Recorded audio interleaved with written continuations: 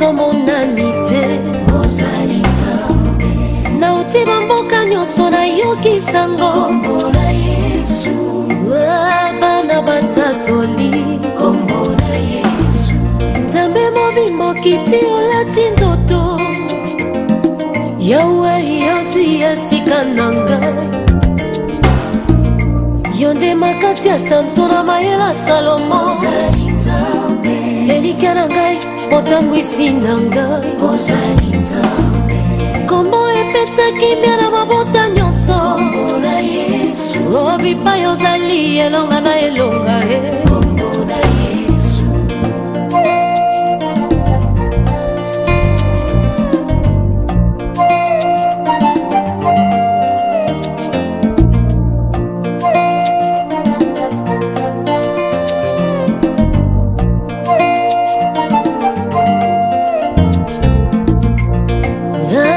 Asante sana Bwana Asante sana Bwana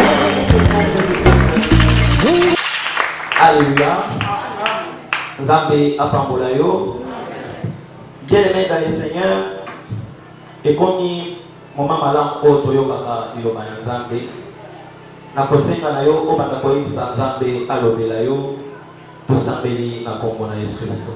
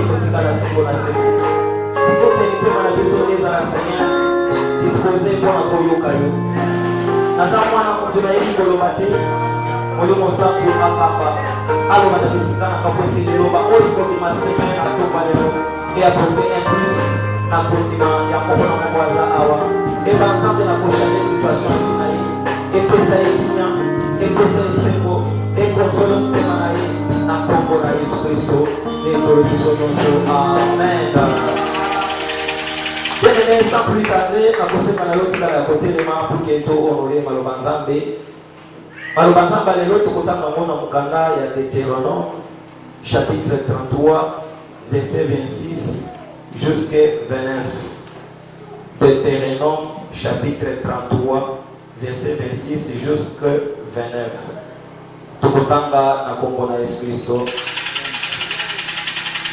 Nul n'est semblable au Dieu d'Israël. Il est porté sur le cieux pour venir à ton aide. Il est avec majesté porté sur les liers. 27. Le Dieu d'éternité est un refuge, et sous ses bras éternels est une retraite. Devant toi, il a chassé l'ennemi, et il a dit, extermine. 28. Israël est en sécurité dans sa demeure. La source de Jacob est à part dans un pays de blé et de mou, et son ciel distille la rosée. 29.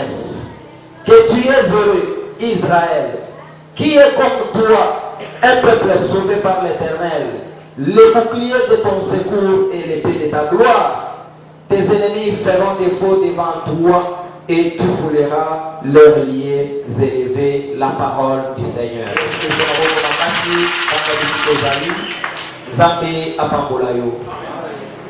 Bien-aimés dans le Seigneur,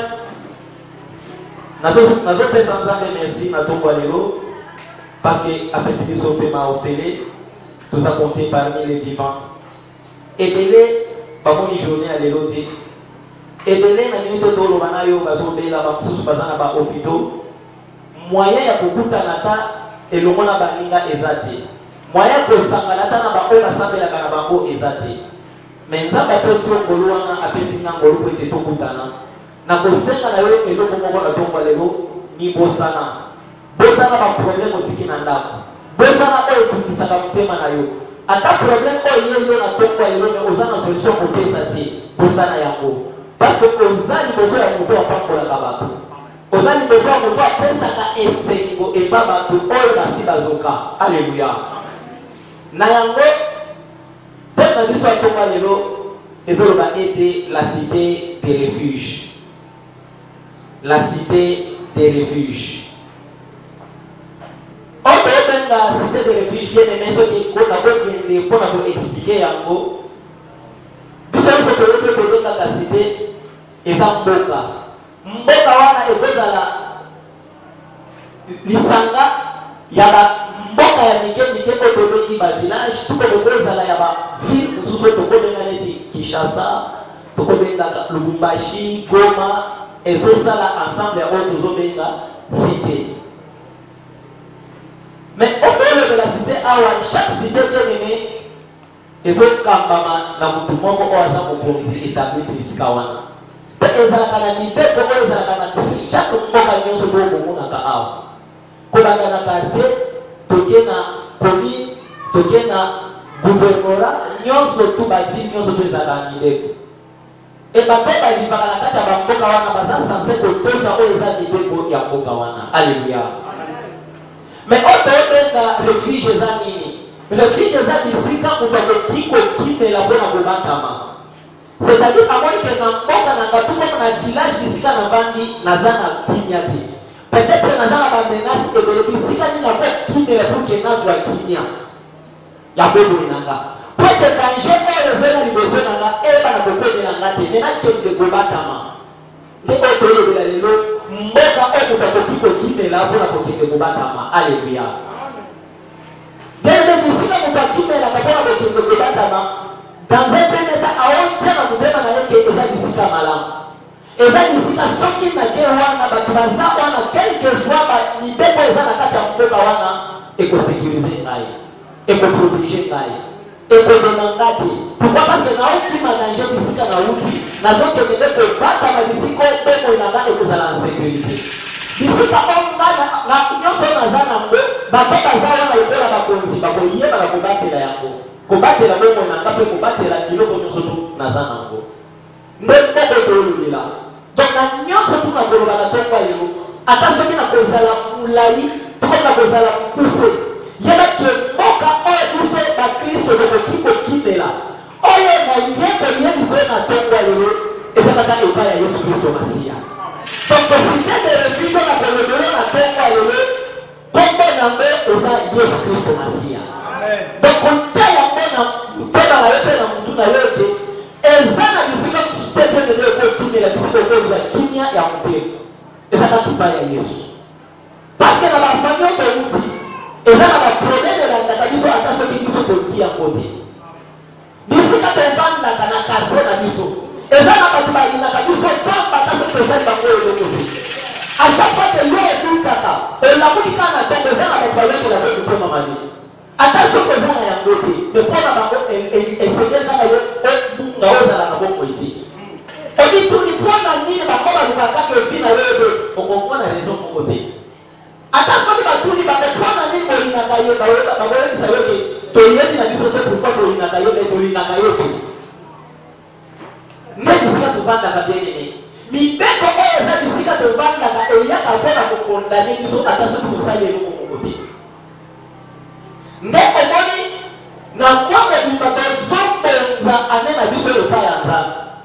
Bien aimé Nzambe akoyekela biso mawa bisika tovandi soki toyebi te ke vi na biso eza en danger bisika nini tokokimela mpona kobatama na nyonso tu Nzambe apesala yeba ke nguna koya kolingisango pourvu ke échec eyaka na ka na biso pete Nzambe na biso amonana na biso na bango lokola aza makasi ya kosala te.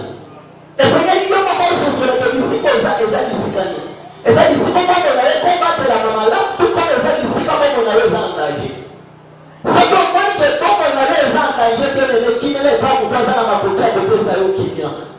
Nous pas dans la côté de pensionner nous faire la même ça Jésus Christ au Messie. Ce que vous quand on a les malgré nous c'est de ça la scène amour. Mais il y a qui sait que nous pas la bébé parce que finalement ils sont en danger. Bien aimé que petit à nous surtout dans ma qu'on a eu peut à cause de la pour la côté sur solution à problème là. La cause la pensa on l'a eu. Mais la cause c'est qu'on a les pensa pas bateau. Parce que toi on a développer pour que malheureusement on dit malheureusement par le éthique que on s'en là. Zabatina ka loba na pas parce que ayedi okukula okungisa kwa vina yo. Ayedi ke misika yo tela ka kotema ole banda ka wale za misika ya mane. Eza misika eza misaka yo kinya. Eza misika soki obandika kotema ka isama lampu ke vina yo ekonga eke belimoso eza na batu bajoya kosoni za ko toujours sima. Eza na batu bajoya kosoni toujours kotema à chaque fois que olingi on se pela na sena moda. D'ailleurs sur le lit et c'est que le moyen de savoir que nous n'avons pas ici comme la bateau qui a combattre. Quel que soit le danger, on va pas jouer la scène en haut. Quelle que soit la difficulté, la problème est pour le manafi dans la haut. Pas là que le pan en bas, n'a pas ma coquille à combattre la haut. N'a pas ma coquille à combattre qui s'est la bête qui n'a pas qui me pille la haut ou takala. Bien maintenant, on va aller à Jésus-Christ. D'ici qu'il y a beaucoup avant le conzi. D'ici qu'il y a beaucoup de avant présent. Baza wana baduka kala kata ngoma wana ezengeli batusa bele exemple bani ndeko kwani bautu kotanga biso na maloba nzambe na mkadai de tereno bile ezola kisabiso mutu oyo ba awa eza Moïse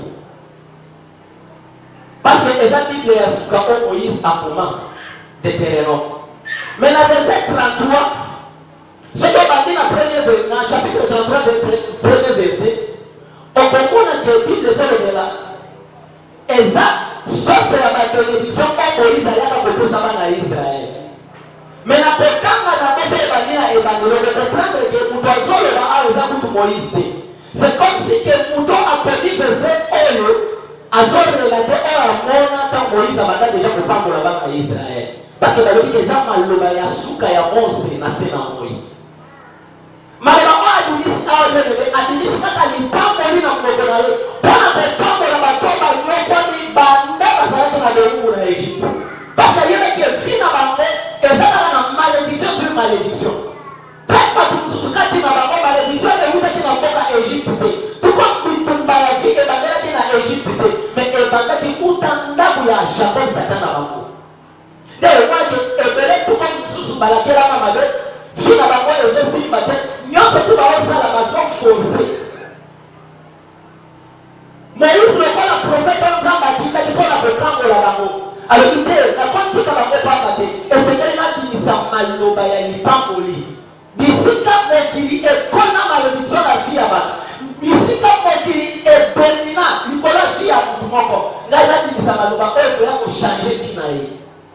Ndé moi que abandi ko pambola bana nyoso tu ya Jacob. Sauf Simeon.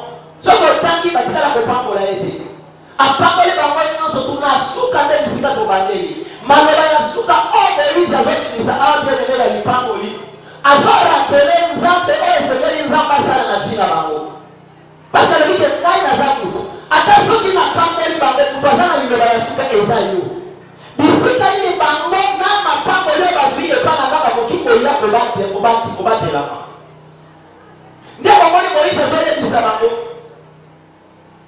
nzambe ona etela lino na verset 26 moko pe aza lokola ye donc bisiko ozala na mutu oyebi ke aza mutu akelama na elingi ya nzambe tuko eza na eloko moko bisika otelaka otema kunde batelaka elingi na bango bisika wana ekoki kokokana na nzambe na oteli na tumba leloti ekokokana na Yesu Kristo Masiya te nde Moïse alobake moko te akozala lokola yo pourquoi parce que yo eza likolo ya nyonso tu nde omoni nzambe ake kobanda na lola bisika moto akobanda te mpona kotalisa ke moto akotikalaka motu ata satana oyo azwaki makasi ya kobundisa nzambe nde lelo bakitise na samba leli mpona kotalisa ke bisika nzambe avandaka azaka yeko soki otie elike na yo epai ya nzambe wana okimeli epai lokola zamula yuko le kanyoso tu ata problème ozana wala ekotika la kukusa ikoso nzambe oyo ondimeli okokanisa nzambe na yo nani libienene aza munene makasi koleka ta problème ozana mulelo soki otie elike epa na ye bible ezoloba ete esengeli etalela kaka ye parce que lisungi eutaka nde epa na ye kele le problème nini oza nango ezosenga kubwasunga yo na vi problème nini etungisaka vi na yo me erie epa bapratikala kopesa solution te me na ntongo lelo na ngai bisoke moto kosunga vi na yo ezaka yesu kristo masiya soki ofi mokanda kokimela epa na ye ndenene lokola zamula ikoleka nyonso tu akopesa mpe lipango li akopesa solution na kolakisaka na molai oyo aza nango nde babike kokanisaka ye na eloko moko te pourquoi parce que aza nzambe afandaka na lula aza mosika bible ezolobake le dieu d'éternité est un refuge nzambe na opela yo aza na ebandeli te aza na suka te soki okimeli epa moto aza na ebandeli te aza na suka te bienene akobatela yo eza bisika malamu esengeli biso tokimela pour ke nzambe wana abatela biso ezakaka epa moto azangi suka azangi mpe ebandeli bible ezolobake maboko na ye bienene eza bisika biso tokoki kobatelama soki okimeli epa yesu bienene akobatela biso parce que alobi ke aza bon berger kobateli malamu akotika nona nefu alandika yo moko oza na problème oza na pasi pour ke apesa yo kinya nde omona azolobake boya epa na ngai bino nyonso boza na mikumba ngai na kopesa bino kinya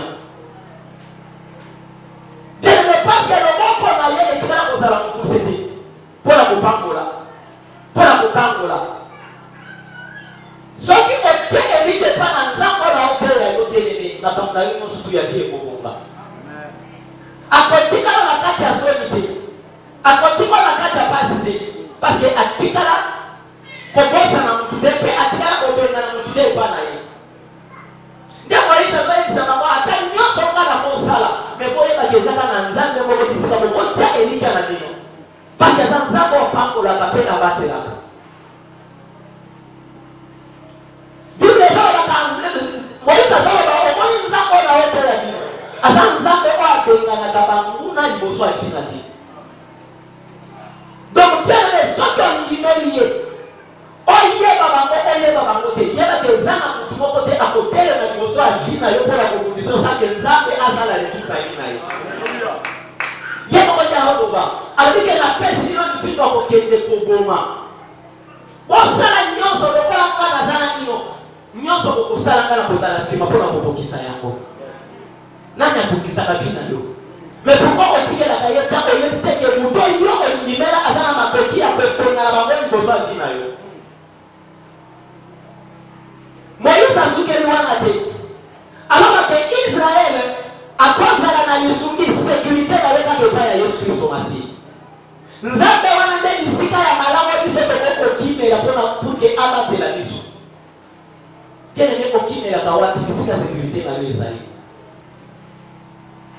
bisika tokokimela bienene yebaki ata na nsema ya mokili ekoyeba yango ata soki olobike oke kobatama na kopoka baka bakoluka yo okutake service ya renseignement eza wana bakokanga yo mais monde de ténèbre okokimela yango wapi parce que satana okonza partout bisika sécurité ya malamu ezali ezaka lepa ya yesu soki okike esika kokimela epa ya yesu keleme ezala eloko moko te ekoya kotungisa vi na yo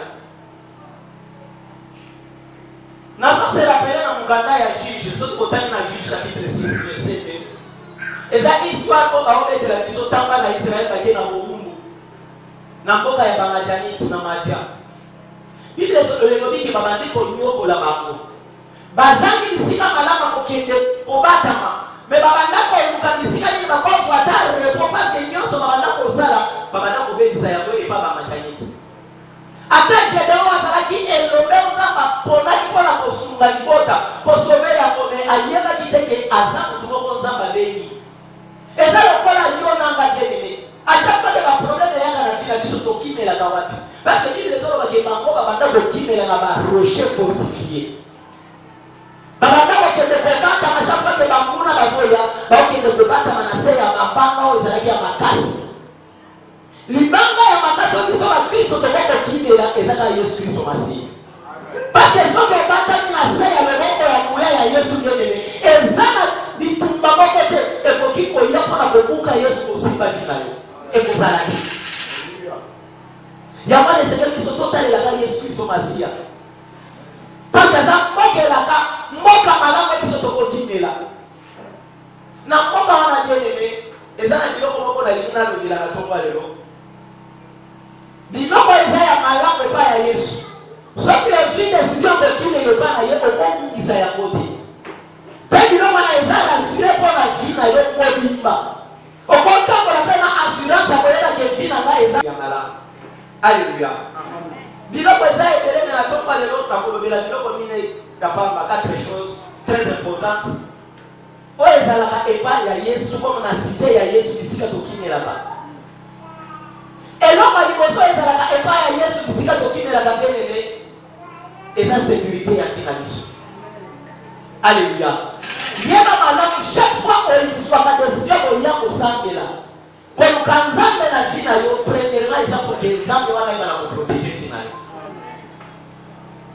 Bien-aimé, soki moto aza na sécurité te yeba ke Satana oluka vina ye kaka mpona kobunga yango.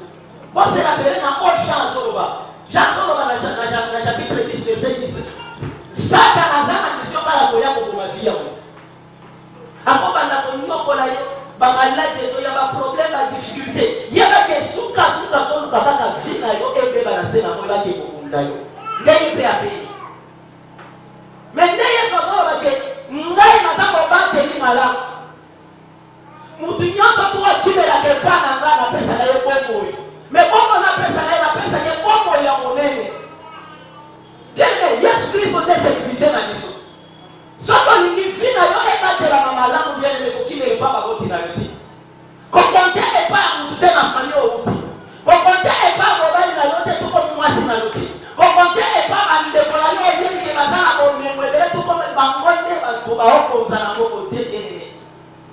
Parce que soki eza mpona kokonte ya sécurité ya mokili oyo bato mineno toyebi batikala balinga bakufa te. Mobutu alingaki mpe pouvoir oyo te. Parce que azalaki rassuré ke naza na armée. Mais atika yango atikala kobinda te. Toyebi bato minene oyo baboma na moko mpe baza na sécurité ya malamu me sécurité etikala koprotéger fina bango te. Bien-aimé, okozala na mapinga ezobakelo libanda te olali na ndako. Mais ntango nguna koya akonekosaka na bango baza na arme te. Liwa ekolongwa kaka na porte wana ekoti bisika ekozala te frappe yo na ntongo balamuki bakutuka ekoza na bomoi te. Mais bakosunda yo na nini? Mpe maladi ntango ekoya ekonekose na soda aza na porte ya ndako na yo te. Bitumba na yo lebela yo awa eza bitumba eleki bato baza na makila na ngai. Eza bitumba ya kolimo. Oyo mutu alobaka bitumba ya kolimo akibeleke epa mutu aza na makoti aza na makasi koleka sata na oyo ayaka kotungisa biso. Sécurité ya malamu mpona biso bien-aimé eza Yesu Kristo masiya. Nde omoni Moïse azoyebisa bango na verset 27 okotaki mpe na 28 wana ebandeli. Akoloba ke esengeli okimela epai ya Yesu parce que c'est lui la sécurité. C'est chez le Dieu d'Israël. Ye nde mobateli malamu bisika biso tokoki kokimela.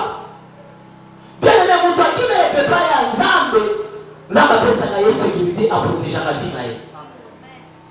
Eza eloko moko bien-aimé na koyebi biso lelo ngai moto liboso na yaka koloba na eglize oyo.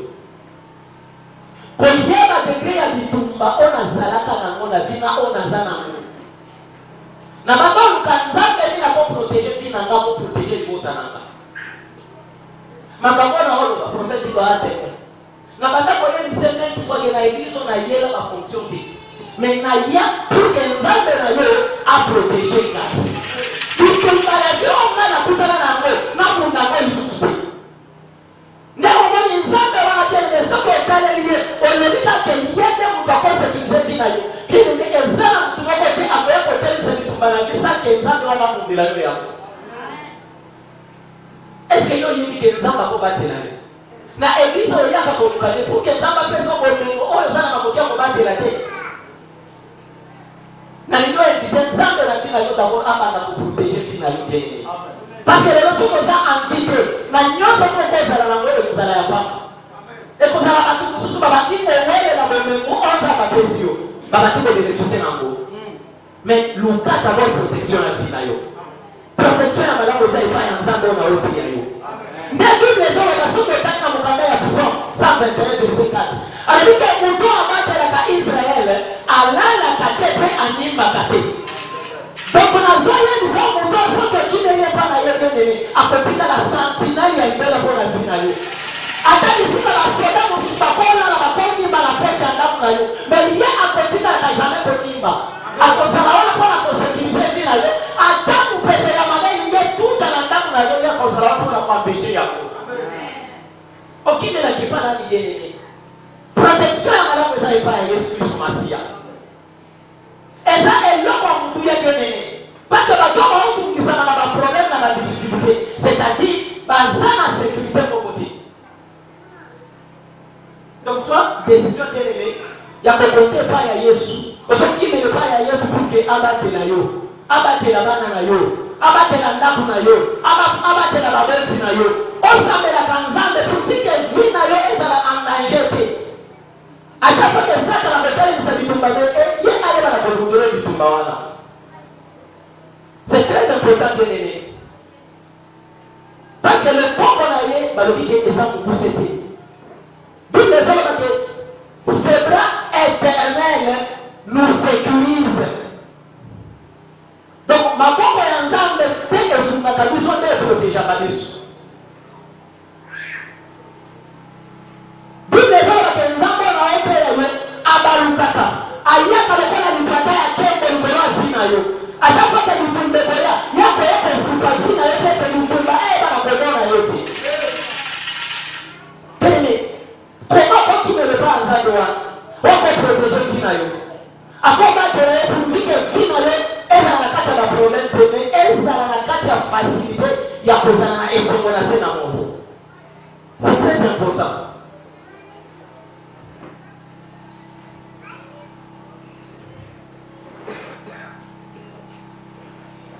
nzambe na ye mpe lelo bien aimé yebaki aza sécurité ya malamu kokimele mpa bato te ekimele mpa na ye purvike ayeba na kosécurize yo parce que à chaque fois ke bitumba ekotelema ekoya nzambe akozala toujours wana mpona kobundela oyo yango mpe akopesa yo solution na kombo na yesu kristo eloko ya mibale ya malamu bien aimé opesaka epai ya nzambe bisika tekimelaka oyo ebengi lelo cité de refuge eza mpona kozwa oyo tobengi la défense c'est-à-dire nzambe ayaka mpona kodéfendre biso moto akimelaka epa nzambe bien aimé aza na deja kokende koluka arme ya mokili te akona la porte ya ndako polele mais ayebake eza na badéfenseur moko aza wana mpona kodundela ye mpe mpona koprotege ye bisika ye azali autant que elle est de la défense bien aimée les attaques chaque fois du tout de côté nde omoni bible ezoloba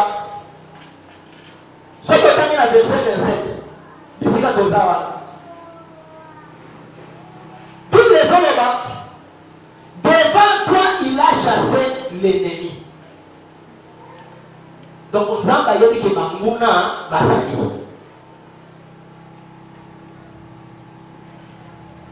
comment le bon kokime le pas pour que tu t'as fait ben na banguna liboso fina yote maman ni quoi ça va vous pouvez m'interpréter c'est très important est-ce que tu peux mettre les solutions au contact on dit comme ça là on a une galati ce que y a na église ba kezano na yo pour na bengi na téléphone zo ya bangati plusieurs fois. Est-ce que tu peux mettre l'esprit sur ma bombe à bien aimé, je suis en train d'avancer. La deuxième chose qui est la bonne dans la cité de refuge, notre défense est garantie. Ça signifie quoi? Christ que je suis en train de te prêcher, il prend la décision de chasser les ennemis devant toi. Et il te donne l'ordre de les exterminer tous. Et quand nous sommes en train de parler de les exterminer, c'est un ordre que lui-même donne. Il dit que comme moi-même je vais chasser les ennemis devant toi, mais je te dis que tu dois les détruire. Enfin, il te donne l'occasion de détruire tes ennemis. Donc il veut que tu puisses les décapiter. Il veut que tu puisses les anéantir. Et il veut que tu puisses les exterminer. Mais on te donne une bonne occasion dans la vie. Pour que tu te venges contre ceux-là qui t'ont toujours fait du mal. Mais comment tu ne peux pas venger à ta vie? Mais tu es en train de périr comme si tu n'as pas quelqu'un qui est plus fort que toi. Mais je te parle de celui qui est capable de te donner une défense assurée. C'est Jésus-Christ de Nazareth. Et si nous lisons dans Psaume 18, qu'est-ce que la Bible dit? C'est David qui parle. Il dit que l'Éternel est mon rocher. L'Éternel est ma forteresse. Il dit que l'Éternel c'est lui mon libérateur. Auprès de qui je trouve un abri. Parce que c'est lui qui est la force qui me sauve. Et c'est lui qui est ma haute retraite. Nous sommes en train de parler de la cité de refuge. Un endroit assuré où nous pouvons nous abriter, c'est Jésus-Christ. Et celui qui est capable de chasser tous tes ennemis qui ont toujours voulu te faire du mal dans la vie. Est-ce que tu sais que tu as des combats dans la vie? Est-ce que tu sais que ta vie est en danger? Est-ce que tu sais que tu es tourmenté par des démons qui vont te faire du mal bientôt là? Est-ce que tu sais que selon le plan du diable, ta vie est déjà en danger pour cette année?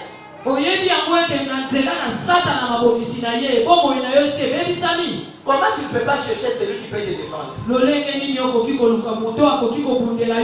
Celui qui peut te défendre, bien-aimé.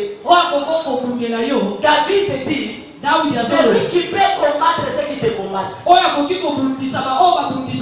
Donc toi-même tu n'es pas capable de te battre contre tes ennemis. Mais il faut inviter celui qui est plus fort que tes ennemis. Et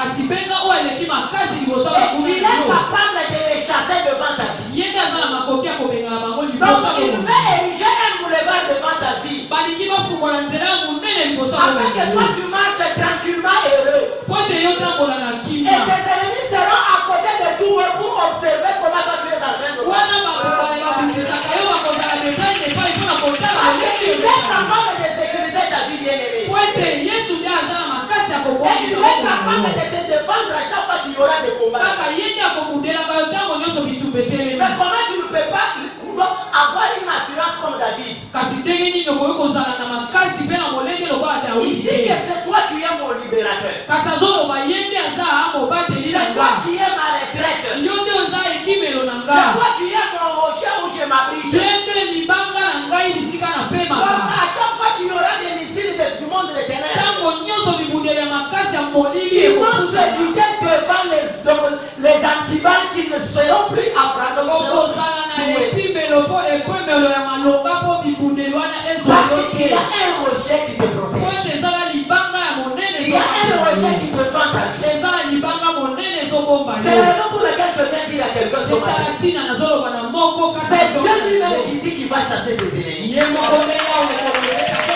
Donc seulement la fois qu'il est plus fort que tes ennemis,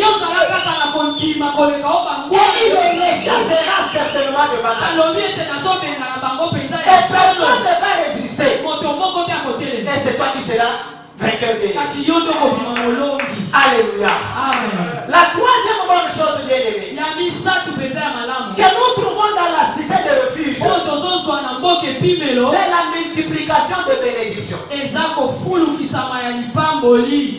La multiplication des bénédictions. Tout celui qui s'abrite chez Jésus-Christ, il n'a pas seulement la sécurité, il n'est pas seulement défendu, mais il a aussi droit à des bénédictions. Parce que c'est une cité où il y a tout ce que nous cherchons. La Bible dit ceci. Si vous lisez au verset 23, toujours de Deutéronome là où nous sommes, la Bible dit ceci. C'est une bénédiction qu'on donne à Nephtali comme le fils de Jacob. La Bible dit que Nephtali soit rassasié de faveur de Dieu.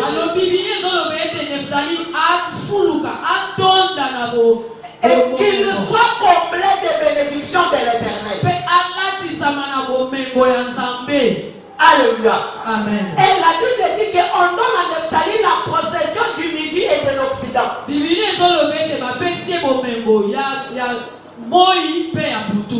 verset 28, la Bible dit que la source de Jacob est pas dans un pays de blé et de mou.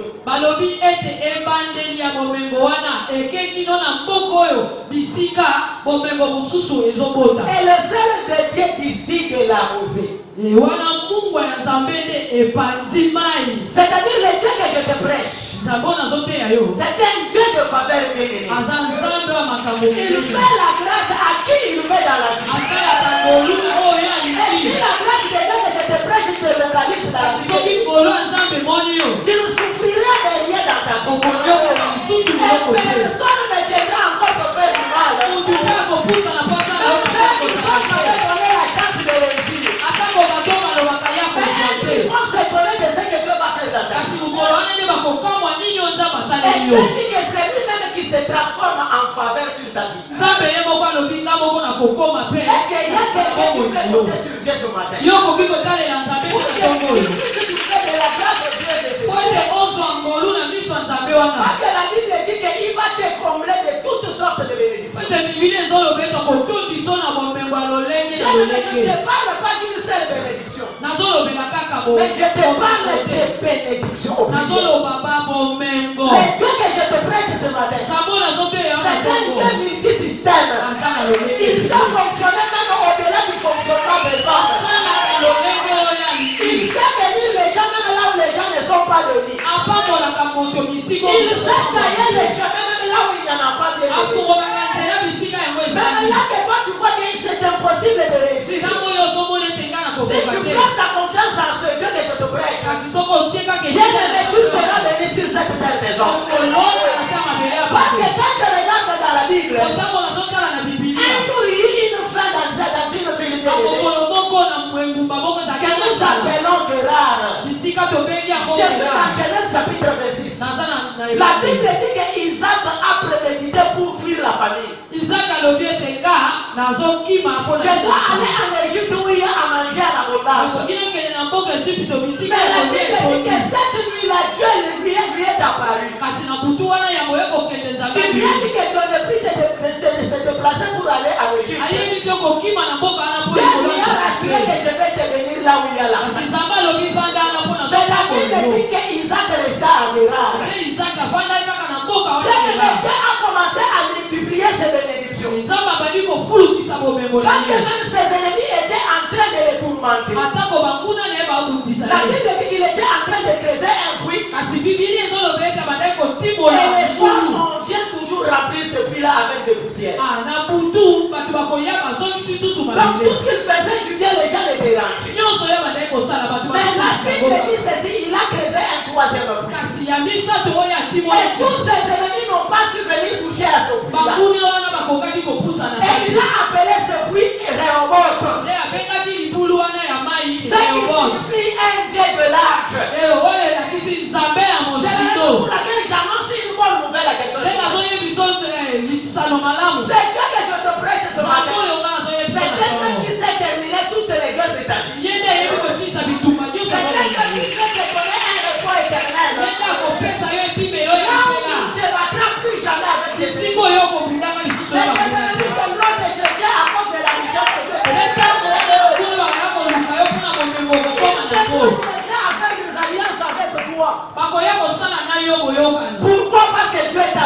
Quelqu'un te bénisse abondamment, bien-aimé. Que c'est Dieu que je te prêche ce matin. Qu'il puisse te bénir abondamment. Qu'il te donne tout ce que tu as toujours cherché dans la vie. Et que tu puisses tranquillement aller sur cette belle maison. Et je t'annonce que tu ne dépendras pas de gens. Mais les gens vont dépendre de toi. Parce que tu as un Dieu capable de bénir les gens. Mais s'il y a des gens qui ont été bénis dans ta famille, et s'il y a quelqu'un qui n'a jamais été béni dans ta famille, tu seras la première personne à être bénie. Et cette famille sera heureuse à cause de toi. Et reçois cela au nom de Jésus-Christ. Alléluia. Bien-aimé, c'est un Dieu qui bénit. Et il nous donne des bénédictions au pluriel. C'est Dieu que je te prêche, bien-aimé. Il nous fait rassasier de ses faveurs. Et il nous donne ces bénédictions divines. Et il nous en donne aussi en possession au midi et au soir. Pourquoi Dieu parle du midi et du soir? Parce qu'il dit que tu prends en possession l'Occident et le midi. Parce qu'il sait que le midi, c'est un moment où le soleil est le plus haut élevé là-dessus. C'est-à-dire c'est le midi qui partage la durée entre le soir et le matin. Dieu te dit qu'il te donne le midi bien-aimé. Sachez toujours très bien qu'il fait tellement chaud à midi. Et c'est le midi qui sépare le matin et le soir. Ça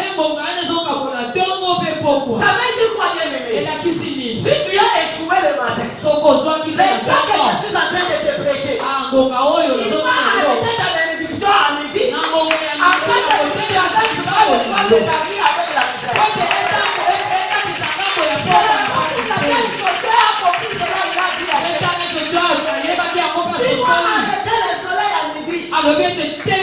Jusqu'à ce que moi-même je vais vaincre ce combat. Parce que si je parle avec cette guerre jusqu'à le soir, les ténèbres viendront pour m'empêcher de voir mes ennemis. Mais quand je te prêche ce matin, c'est un Dieu de midi. C'est un Dieu qui sait agir même quand il y a le marche. C'est un Dieu qui sait arrêter le soleil pour te donner la bénédiction. Et quand il te donne la possession du soir, ça veut dire quoi, bien-aimé? Il sait que toujours quand le soleil est au midi, et il commence à changer la position du soir, il ne faut plus encore rentrer au début, mais il marche en descendant. Mais tu peux être ton bouclier quand la vie sera déjà au soir. Il va te dire que tu vas vivre heureux même quand tu seras vieux. Il te garantit même à ta vieillesse que tu ne souffriras de rien. Même les jours que tu entreras dans la tombe, on va t'enterrer tout en état dans la joie. Que ça que Dieu avait fait de Moïse, qu'il le fasse encore dans ta vie. Que ça que Dieu avait fait dans la vie d'Abraham, qu'il le fasse dans ta vie. Afin que le soir de ta vie soit un jour heureux. Que tu puisses vivre dans l'abondance de Dieu. Et que personne ne puisse tourmenter ta vie au soir. Quand même tu seras affaibli physiquement. Mais c'est que Dieu va te donner comme bénédiction. Les gens te verront toujours à midi de ta vie. Parce que c'est la même puissance de Dieu qui va toujours te secourir. Alléluia. Bien-aimé, il faut compter sur ce Dieu-là. Parce que c'est lui qui bénit. Et c'est lui qui dit, il va te donner, il va te combler de bénédictions au pluriel. Et la Bible dit que c'est la bénédiction de l'Éternel qui agit. Bien-aimé, si tu comptes sur cette bénédiction, personne ne viendra te les ravir. Même quand tu auras la présence de combat, t'ai dit que lui-même sera ton défenseur. Et personne ne touchera à ta vie. Et personne ne touchera au bien que Dieu va te donner. Parce qu'il a dit à Salomon, moi je vais te protéger et je vais te rendre riche. Personne ne sera comme toi. Si ton père s'était battu contre certains rois, mais ton règne sera paisible. Et toi tu ne te battras pas contre personne. Mais comment ce Dieu ne peut pas agir dans ta vie? Parce que c'est Salomon que je te parlais déjà passé. C'est toi le Salomon d'aujourd'hui. Tu as droit à ce que Dieu avait promis à Salomon dans ta vie. Et cela va s'accomplir dans ta vie. Pour que les gens sachent que tu as un Dieu capable de changer la vie de ta vie. Alléluia. Quatrième chose de la dernière. Je suis en train de clôturer mon message. Si nous nous abritons chez le Christ tout-puissant de Dieu, il y a une quatrième bonne chose que nous espérons avoir. Nous sommes heureux. Alléluia. Tout celui qui s'abrite auprès de Christ, il est heureux dans la vie bien-aimée. Pourquoi? Parce que c'est Christ qui est obligé de le sauver. Parce que c'est ce qu'il dit dans sa parole. Si vous lisez au verset 29, la Bible a dit ceci: que tu es heureux, ô Israël, qui est comme toi, un peuple sauvé par l'Éternel lui-même. Le bouclier de ton secours est le paix de ta gloire. Tes ennemis feront défaut devant toi, et tu fouleras leurs pieds élevés. Alléluia. Amen. Dieu te dit que tu es déjà heureux. Mais si lui-même il est reconnaissant que toi tu es déjà béni, mais tu viendras te montrer encore dans la vie. Tu viendras encore te ravir ce que Dieu a déjà donné. Parce que la Bible dit que celui qui est plus fort que tous nos ennemis, et celui qui t'annonce déjà que tu es heureux là où tu es. Mais comment toi tu mets toujours de tout en toi comme si tu étais misérable? C'est la raison pour laquelle je t'annonce cette bonne nouvelle. Tu es heureux là où tu es là. Sois déjà dans la joie parce que Dieu lui-même t'a déjà tracé. Enlève cette vie de tristesse là. Même si ça ne va pas aujourd'hui, que cette bonne nouvelle te fortifie. Même si tu as toujours cherché, tu ne trouves pas. Mais Dieu te dit que tu es déjà heureux. Mais accroche-toi à cette parole. Aie la foi vraiment bien pour vivre ce que Dieu a promis. Parce qu'il dit que lui-même va te secourir. Il sait quand il va le faire bien aimé. Et il peut changer ce que Dieu est dans notre vie. Et il dit que son épée de gloire est avec nous. C'est pour pousser nos ennemis loin de nous. Et par moment il dit quoi? Il va pousser nos ennemis à commettre des erreurs dans la vie. Quand il va commettre des erreurs, c'est afin que lui-même puisse se donner la victoire. Alléluia. Les Dieu que je te parle bien aimé, il sait qu'on fait pousser nos ennemis dans des erreurs. Pour que ce qui nous a promis de bien puisse s'accomplir encore dans nos vies. C'est la raison pour laquelle je suis dans le livre de Esther. Je me rappelle de ce que Dieu avait fait pour changer le mal en bien pour Israël. La Bible dit que Aman avait déjà préparé un bois pour prendre Mardochée. Mais la Bible dit que cette nuit, le roi n'a pas fermé. Il a demandé qui est dans la cour royale. Et on lui a dit que c'est Aman qui est derrière toi qui est dans la cour royale.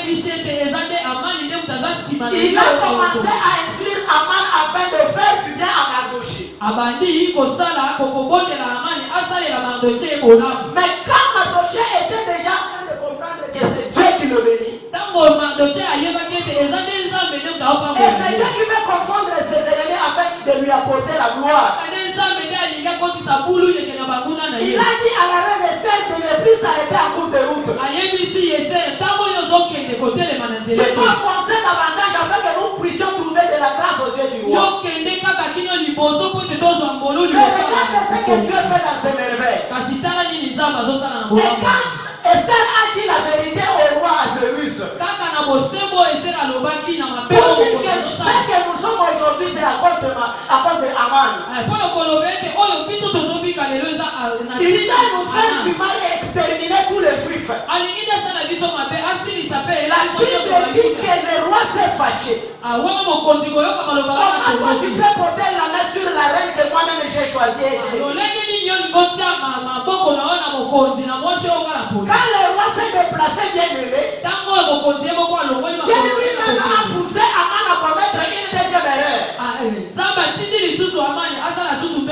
Qu'est-ce qu'il a fait? Il s'est approché de la reine Esther. La Bible dit que c'était pour la supplier pour que le roi ne lui fasse pas du mal.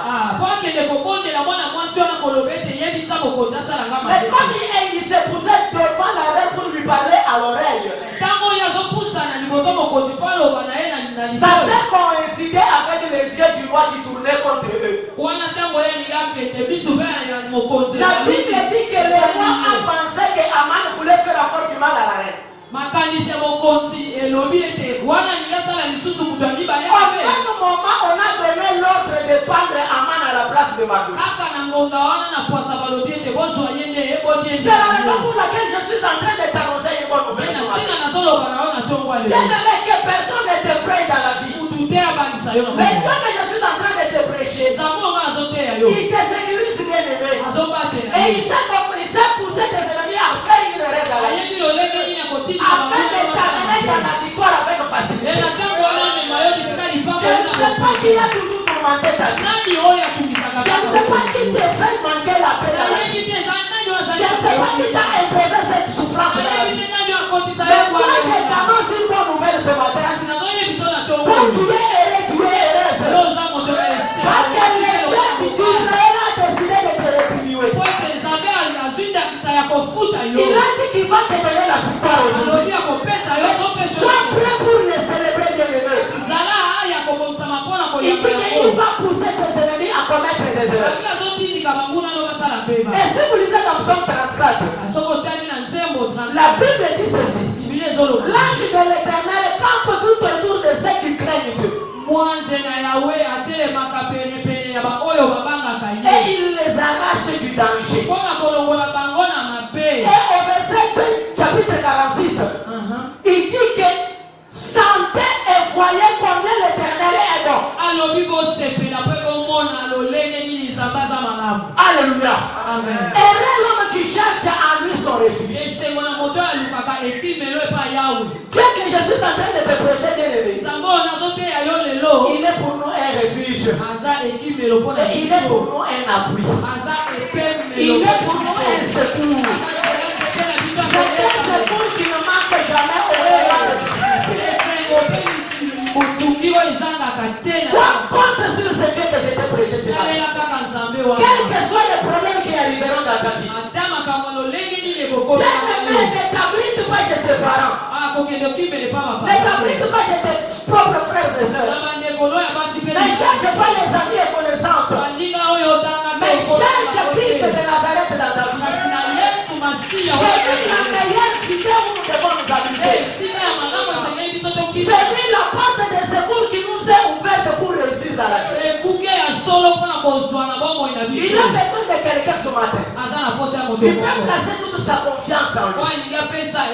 Tu peux compter sur lui dans sa vie. Pour dire que sans Jésus ma vie est nulle. Sans Christ ma vie n'a pas de sens. Bien-aimé, il aura compassion de toi. Et il te donnera tout ce que ton cœur cherchera. Et tout combat qui sera érigé contre toi, lui-même va le combattre et il te donnera la victoire. C'est la raison pour laquelle il dit à ses disciples, moi je suis venu vous apporter la joie. Mais cette joie que je vous amène, c'est une joie parfaite que le monde ne saura vous le ravir. C'est la raison pour laquelle je décrète et je déclare ce matin. Quelqu'un que je t'ai prêché ce matin, il s'est apporté une joie immense. Il a amené ta vie à la réussite. Et c'était des produits dans la réussite facile. Là où beaucoup ont échoué sur cette terre des hommes. Là où les gens ont échoué, bien-aimés. Je dis que toi tu n'échoueras jamais. Si cette maladie-là a tué beaucoup de gens dans ta famille, je t'annonce que toi tu ne mourras jamais au nom de Jésus. Si beaucoup n'ont pas voyagé dans ta famille, je dis que toi tu voyageras au nom de Jésus. S'il y a des gens qui n'ont pas travaillé dans la vie, quels que soient les diplômes qu'ils ont, je dis que toi tu vas travailler, même si tu n'as pas de titre Alléluia. C'est un Dieu qui sait rendre le vie des gens heureux. Et qu'il te donne cette victoire-là aujourd'hui. Et que cette victoire commence à partir d'aujourd'hui. Et que ça puisse te suivre durant toute ta vie. Mais comme c'est obligé de passer par ce mois de janvier, que ça commence et que je suis en train de le déclarer. Et que ça transcende même au mois de février. Que ça entre même au 6e mois. Et tout le 31 décembre, tu seras toujours heureux. Et que tout ce que tu as toujours cherché, quand tu nous fasses beaucoup d'efforts, reçois cela au nom de Jésus-Christ. Et que l'État l'accomplisse dans ta vie. Afin que tu puisses témoigner sa grandeur. Au nom de Jésus-Christ. Qui est la cité de l'église pour nous. La parole du Seigneur. Acclamons pour Jésus-Christ.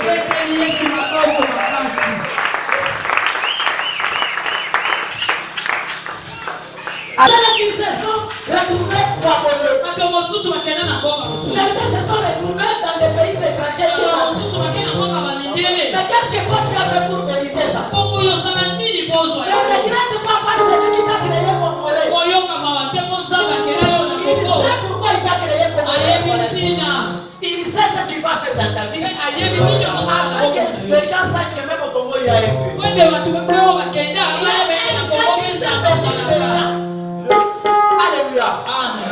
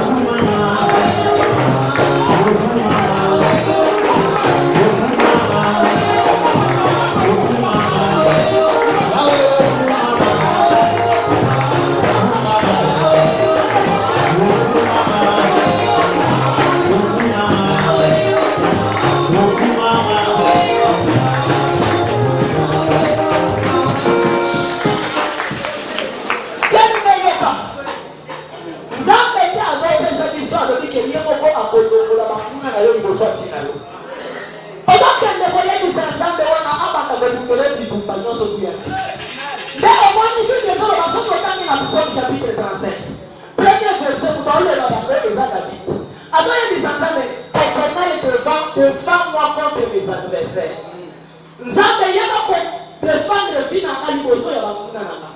Azoba tsari komba qui me combattre. Mbuza wapige kwa Amen. Alléluia. Amen. Kama mnaona yote. Odoni sangama anakufundisha bamuna na yo. Ukinyamba kodeni za kubaraki na yo. Oye bayete. Na hapa bamuna ya ngambe kwa tena pesa ya kwa totambe na kwa yo.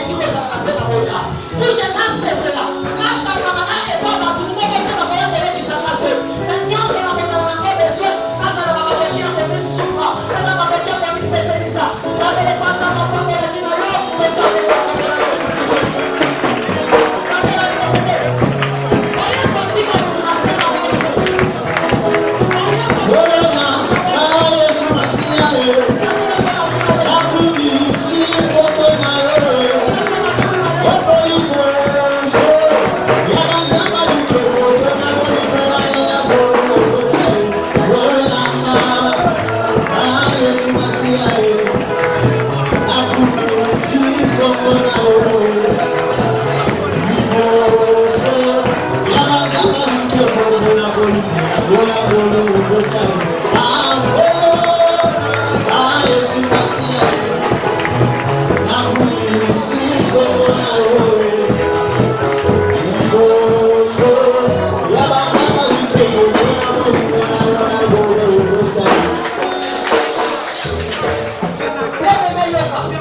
oyo eza sujet na suka sambela bien bien aimé sambende azodeklare yango na verset 9 ye bako bandi kokamba oyo azali mpona Israel alobike makambo na ye wana eza wana nalobaki bie eza makambo Israel oza deja na esengo oza moto ya esengo parce oyo nzambe azali mpona ye akotina na pesa na mpona mosusu kende koyebisa nzambe apres elo esengo ya bi osepela mpe na se nango awa oye kotika baninga te okomona makambo mosusu esukelaka na misu te sanke okibrango na tina yo mosusukelaka na televizio te ata na radio oyokaka bainformation te me aza nzambe oyo apambolaka bato kende koyebisa ye akomisa yo ereuke erese na se nango soki eza na bato basepela nango awa yo mpe okosepela yebisa nzambe arandeki na yo erese tosambeli na kombo na Israel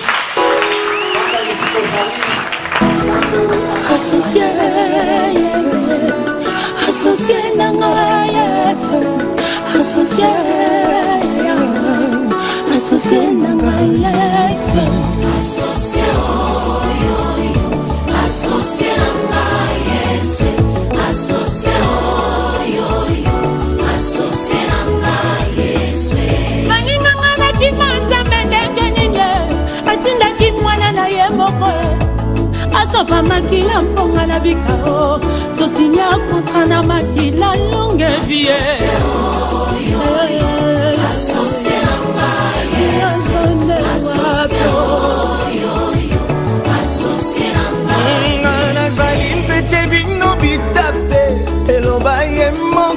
Jésus, Moïse amona kinzete epeli moto ezozikate yoka sekele yanga na Yesu nzete hasikide etape kozika ndenge mame mokili oyo mpasi moto na ye oyanga na mpona Jésus tosinya kontra na makila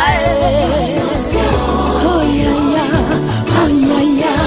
asosie na ngai Yesu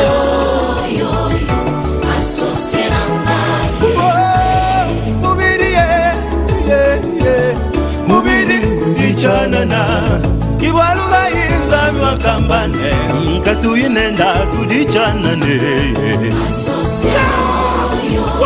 Wasana